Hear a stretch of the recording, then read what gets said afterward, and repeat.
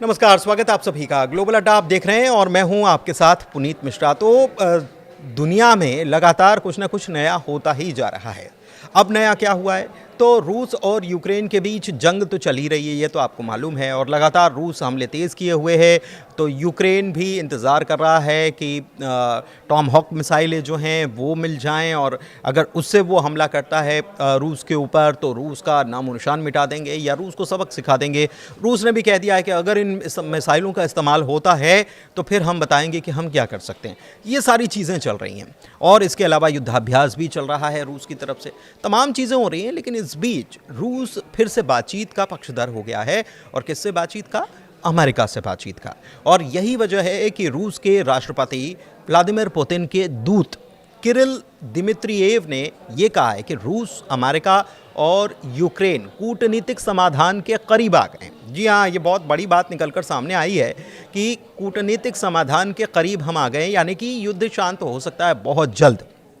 लेकिन क्या वाकई में ऐसा नज़र आ रहा है? सवाल ये भी है। नज़र तो ऐसा कुछ आ नहीं रहा है, लेकिन बातचीत की मेज़ पर बैठने या बातचीत की टेबल पर बैठने के बाद बहुत सारी चीज़ें हल भी हो जाती हैं, जैसा कि हमने गज़ा में देखा। ट्रंप की कोशिशें वहाँ कहीं ना कहीं रंग तो लेकर आई, लेकिन अब पुतिन के दूत जो कि अमेरिका पहुंचे हैं, ख़ास तौर पर, वैसे तो जब से यूक्रेन के साथ युद्ध छिड़ा हुआ है रूस और यूक्रेन का, तब से रूस के नागरिकों को, रूस के जो लोग हैं उनको अमेरिका आने के लिए बैन लगा दिया गया था। लेकिन ये स्पेशल परमिशन, स्पेशल इनविटेशन ये कह लीजिए, इसके आधार पर वो यहाँ पर पहुँचे पुतिन के दूत। वो क्या कह रहे हैं? वो ये कह रहे हैं कि पुतिन और ट्रंप के बीच जो मीटिंग होने वाली थी वो पोस्टपोन हुई है, वो कैंसिल नहीं हुई है। देखिए, पोस्टपोन और कैंसिल का फ़र्क समझिए यहाँ पर, कि बाद में बैठक होगी, अभी नहीं हुई है, पोस्टपोन किया गया है, बाद में कभी भी हो सकती है, तारीख तय नहीं है। अमेरिका पहुंचे तो उन्होंने ये भी कहा कि रूस पर जो बैन लगाने की कोशिश, या अमेरिका बैन लगाने की कोशिश कर रहा है या किया गया अमेरिका की तरफ से, इसकी वजह से नुकसान होगा किसको? अमेरिका को ही। तेल की कीमतें अमेरिका में और बढ़ जाएंगी और अमेरिका में मच जाएगा हाहाकार। तो एक तरफ उन्होंने ये उम्मीद भी जताई है कि जो महीनों से युद्ध को लेकर जो बर्फ़ जमी हुई है वो पिघलती हुई नज़र आ रही है, लेकिन दूसरी तरफ उन्होंने कहा है कि अगर ये रुख रहा तो मुश्किल हो जाएगी अमेरिका के लिए, क्योंकि अमेरिका में तेल का संकट पैदा हो जाएगा और कीमतें आसमान छू लेंगी। तो एक प्रकार से उन्होंने एक मैसेज देने की भी कोशिश की है कि वो केवल रूस के तेल की बात नहीं है, और भी रूस इतनी ताकत रखता है कि अगर उसके बिजनेस को नुकसान हुआ तो वो कई जगहों के बिजनेस को प्रभावित कर सकता है। शायद ये माना जा सकता है ये मैसेज देने के पीछे। अच्छा, यूक्रेन युद्ध को लेकर जो बर्फ़ जमी हुई थी उसके पिघलने की बात क्यों कही जा रही है? क्योंकि रूस के राष्ट्रपति व्लादिमीर पुतिन के एक स्पेशल मैसेंजर या दूत कह लीजिए, किरिल दिमित्रियेव इनका नाम है, इन्होंने ये कहा है कि रूस, अमेरिका और यूक्रेन एक कूटनीतिक समझौते के करीब पहुंचने के करीब आ चुके हैं। और दिमित्रियेव ये रूस के शीर्ष आर्थिक वार्ताकार भी रहे हैं। इसके पहले भी वो बातचीत के पक्षधर रहे हैं, और अमेरिका से ख़ास तौर पर बातचीत के पक्षधर वो रहे हैं। शुक्रवार को पहुंचे थे अमेरिका, और अमेरिका पहुंचने से ठीक 2 दिन पहले रूस की 2 बड़ी तेल कंपनियों, जिनका नाम है रोजनेफ्ट और लुकोइल, इस पर ट्रंप प्रशासन ने प्रतिबंध लगा दिए थे, नए प्रतिबंध लगाए थे। और इसको लेकर उन्होंने एक्स पर लिखा कि मैं यूएस और रूस से संवाद जारी रखने के लिए अमेरिका आया हुआ हूं। ये यात्रा पहले से तय थी और अमेरिकी पक्ष के निमंत्रण पर हो रही है, यानी कि अमेरिका ने ही हमें इनवाइट किया है, बुलाया है। CNN से बातचीत कर रहे थे दिमित्रियेव, और ये कहा उन्होंने कि ये मेरा मानना है कि रूस, अमेरिका और यूक्रेन अब एक वास्तविक कूटनीति समाधान के करीब हैं। राष्ट्रपति ज़ेलेंस्की का ये स्वीकार कर लेना कि अब मामला बैटल लाइन तक सिमट गया है, एक बड़ा कदम है। पहले वो रूस की पूर्ण वापसी की मांग कर रहे थे, लेकिन अब स्थिति बदल रही है। इसको समझिए। दरअसल ये बयान जो उन्होंने कोट किया है, उन्होंने क्या कहा है? उन्होंने कहा है कि राष्ट्रपति ज़ेलेंस्की, जो यूक्रेन के राष्ट्रपति हैं, वो ये मान रहे हैं कि अब ये मामला जो है बैटल लाइन तक ही आ गया, मतलब जहां जंग चल रही है वहां पर। पहले मामला क्या था कि रूस जितना दाखिल हो चुका है यूक्रेन के अंदर, उसको वो सारी ज़मीन जो पहले यूक्रेन की थी, वो सारी ज़मीन यूक्रेन को ही देनी पड़ेगी। यूक्रेन इस बात पर अड़ा हुआ था और रूस की सेना को वापस पीछे जाना होगा, उसकी सीमा में, उसकी जद में जाना होगा जो पहले वाली सीमा थी। लेकिन रूस किस बात पर अड़ा है? रूस इस बात पर अड़ा है कि हम जहां तक आ गए हैं वो हिस्सा हमारा, वो कब्जा, उस ज़मीन पर हमारा कब्जा, और उसके बाद अब फिर बातचीत करने के लिए मेज़ पर बैठते हैं।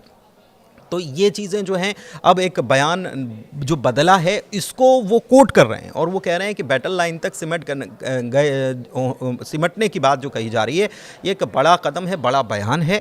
और पहले तो ये मांग कर रहे थे कि रूस वापस हो जाए, पूरी सेना वापस हो जाए।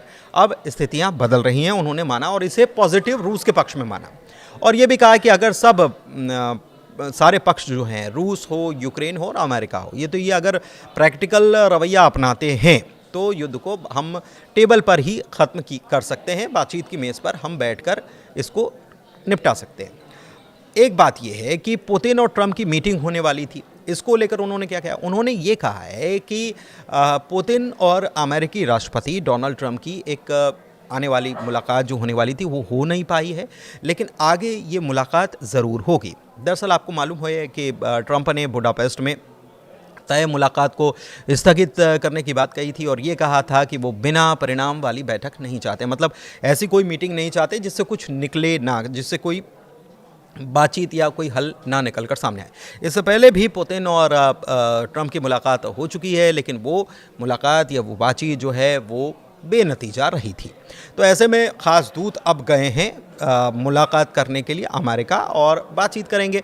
दिमित्रियेव ने रूसी एजेंसी टास से भी कहा है कि दुर्भाग्य से यूक्रेन इस बातचीत में बाधा डाल रहा है। तो उन्होंने ये भी इशारा करा है कि यूक्रेन भले ही वो ये कहता है कि मौजूदा बॉर्डर पर अभी चीज़ें पहुंच गई हैं, लेकिन फिर भी वो नहीं चाहता यूक्रेन की ये बातचीत हो। किसके कहने पर नहीं चाहता? ब्रिटेन और यूरोपीय देशों के कहने पर नहीं चाहता, क्योंकि ब्रिटेन और यूरोप के देश जो हैं, चाहे वो पोलैंड हो, चाहे वो फ्रांस हो या दूसरे देश हों, जर्मनी हो, दरअसल वो ये चाहते हैं कि ये युद्ध चलता रहे। वो अपने सहयोग करने के लिए भी पूरी तरह से राज़ी हैं और इसीलिए इनकी बातों में यूक्रेन आ गया है। तो वो ये चाहते हैं कि संघर्ष चलता रहे। और इसके अलावा दिमित्रियेव ने यह भी कहा है कि कदमों से अमेरिकी नागरिकों के लिए पेट्रोल की कीमतें और बढ़ जाएंगी।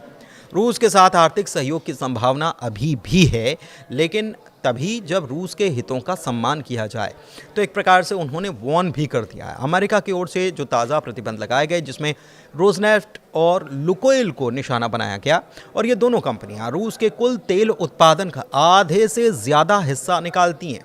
तो इससे आप समझिए कि रूस के ऊपर एक दबाव बनाने की कोशिश ज़रूर की गई है, लेकिन पुतिन ये कह चुके हैं कि जो दबाव में आए वो देश ही क्या, तो हम दबाव में नहीं आने वाले। लेकिन फिर भी ये बातचीत की प्रयास जो किए जा रहे हैं, इससे क्या कुछ निकल कर सामने आता है? सवाल ये है कि पुतिन और ट्रंप के बीच बातचीत जो हुई है या डील जो हुई है, तमाम चीज़ें हो चुकी हैं, बहुत सारी चीज़ें तय हो चुकी हैं, लेकिन ऐन मौके पर यूक्रेन के राष्ट्रपति ज़ेलेंस्की जो हैं वो इनकार कर देते हैं। वो कह देते हैं कि मैं ज़मीन छोड़ने के लिए तैयार नहीं हूँ।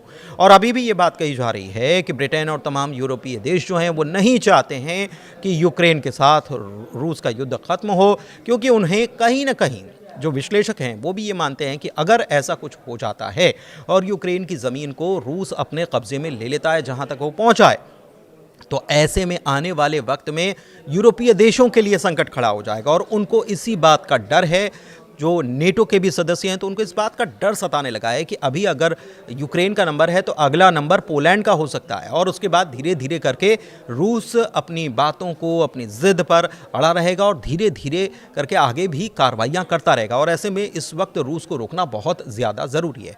फिलहाल अमेरिका पहुँचे हैं स्पेशल दूत पुतिन की तरफ से। अब देखते हैं कि बातचीत में क्या हल निकलता है और क्या वाकई में जो उन्होंने कहा है कि ये स्थगित हुई है, रद्द नहीं हुई है पुतिन और ट्रंप की मुलाकात, तो क्या इस मीटिंग के बाद कोई दोनों नेताओं के बीच अगली तारीख निकलकर सामने आएगी, इस पर नज़र बनी हुई है। फिलहाल ग्लोबल अड्डा में इतना ही। मुझे दीजिए इजाज़त। बहुत धन्यवाद।